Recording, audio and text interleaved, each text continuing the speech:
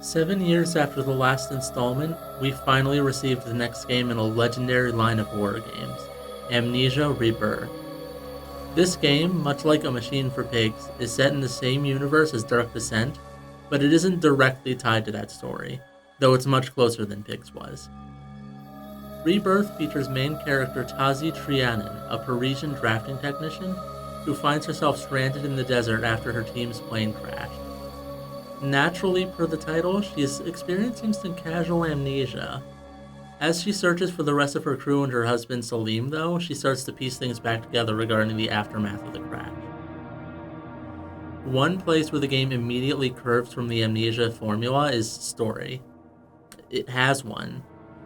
Rebirth focuses in on that more than the other games, which adds a new layer of immersion to keep players playing.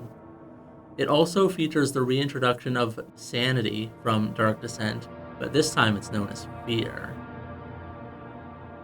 It's kind of a mixed bag for me.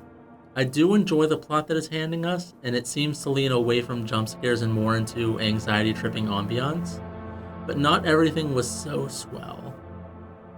I feel like they don't give you much light, whether it's candles or lantern oil, so fear rising in darkness is a lot more prominent. On the upside though, the graphics, while not photorealistic, do look lovely in the current generation. They also carry through with some hints dropped in older games, like a small touch of cosmic horror at the end of Dark Descent, and they fleshed those out much more fully. All in all, I had a good time. I like a game that can make me want to ball up in a corner and cry myself to sleep only to wake up 4 hours and 20 minutes later in a cold sweat, and Rebirth did not disappoint. I'd give it overall an iconic minus. Don't you worry. We'll get you home.